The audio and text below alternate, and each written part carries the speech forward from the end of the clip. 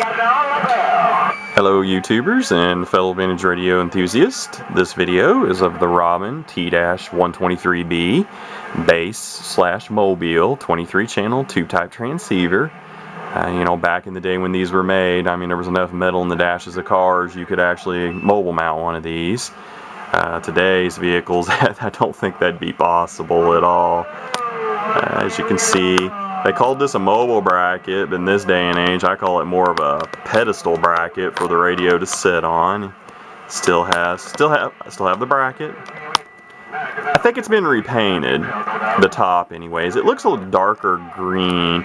Let's see if I can, I've got the camera on tripod, so kind of makes it a little more challenging for manipulating the camera. I don't know if that's showing up very well or not. I think that's a little darker green than original. Whoever painted it did do a good job, but I think the color is darker than what it originally was. With this particular radio, I did get something. While the radio is very common, let's see if I can get the camera adjusted here to show it better. The microphone you see here, I consider pretty rare. It's a Japanese-made Robyn microphone. I think the model is something like, oh, and I've kind of forgotten. I think it's M-1. There was 2 models of these Robyn microphones available, and this was the first model. It's amplified, as you can see. Mic gain control has a PTT lock on it.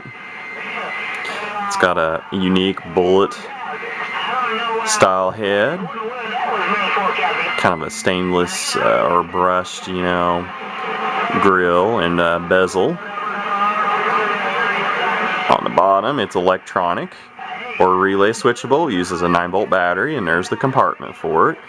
They did not put the model number on the mic, but I have some vintage advertising that shows both this mic and its higher model version.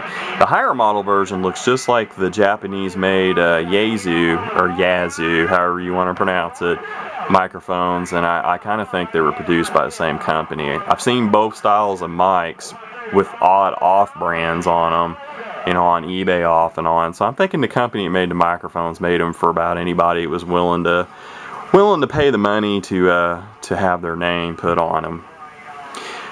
The radio is, this is not a rare radio. These are common.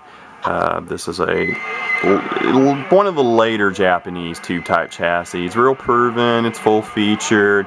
You've got your range gain on and off. If I remember right, the range gain is mic preamp, and I think it has compression as well, but don't quote me on that. I don't remember 100%, but I think it is a mic compressor, you know, incorporated in with also some extra, you know, mic gain. Volume with the on-off control. Notice where it says, let's see if I can zoom in. See, it says instant on. I don't know if you can hear that, but the radio is humming even though it's turned off. It's because when you plug these radios in, even when they're turned off, it's still running heater voltage to the tubes, and I believe that's the only voltage, but I can't swear to it. I haven't really investigated into that, but it's definitely running heater voltage to it, and I'm not sure if it's the full voltage or partial. But if you have the radio turned off, plug it in, leave it on for a while, you know, and let it warm up, when you turn it on, it will actually be instant on at that point. Next, it's the squelch control. Also has pull in and out tone control. Out is a much bassier tone, in is a higher pitch, a little more treble. RX light works. TX light works. Notice the external speaker light is on because I really don't like the internal speaker. It's crackly sounding, high pitched, distorted. I don't care for the internal speaker. It's probably the speaker's bad. I've never taken it out and really looked at the cone, but I wouldn't be surprised if dry rot might be to play, or maybe even debris between the speaker, you know, cone and the front of the radio. I'm not sure, but it sounds good on external, so I just run it that way. PA light and function does work. modulation, audio, audio, test 1, 2, 3, audio. I think you could see that the RF metering portion of the SRF meter was functioning as well. The radio is got a basic transmitter. I think it only does about 11 watts peak. And that's about right for these radios. It runs a 6BQ5 modulator and 6BQ5 for final output. They may not be big powerhouses, but they most definitely, you know, they have a very good sound on the air, as most tube radios do. I mean, they have a lot of people call it a warm, you know, sound to them. I think that pretty much covers the features of this radio. I think on the back there's an S meter 0, which is pretty common for most of these, you know, most tube type radios do have that function to zero the meter when the radio is on. And otherwise on the back it's just your regular PA and external speaker jacks, as far as I remember, which is large phono plug types. Really, these radios, as mentioned, are not rare. They're easy to come by on eBay, easy to come by usually locally in most areas. They were made in large numbers over a pretty long period of time. So they're not hard to come by, but prices are up on them anymore. But locally, at least wise online, but locally you could probably find one for pretty reasonable. I got it on Super Bowl because Channel 6 is, you know, the most DX right now. It's late morning, the DX just started to roll in, so I'm not a Super Bowl operator at all. You know, I'm more of a sidebander, but being a 23 channel straight AM and time of morning, 6 is the best place to be able to show the receive of the radio and let you be able to hear it and actually see some meter, you know, some signal meter, you know, reading on it as well.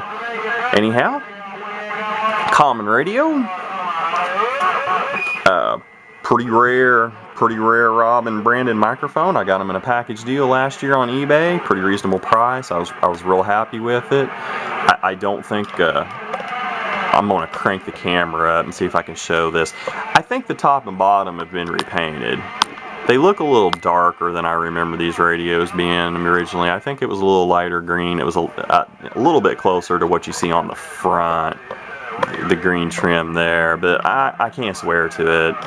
You know, if it was repainted, whoever did it did do a quality job. It's definitely, you know, it's definitely not Bubba in his yard barn, you know, quickie spray paint job. Somebody went to some prep work and everything and applied multiple coats and, you know, really did a pretty good job of repainting it, if that's what's been done, and that's what I suspect.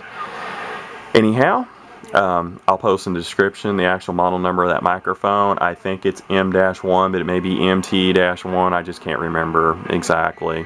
But I will get that information posted up with the video.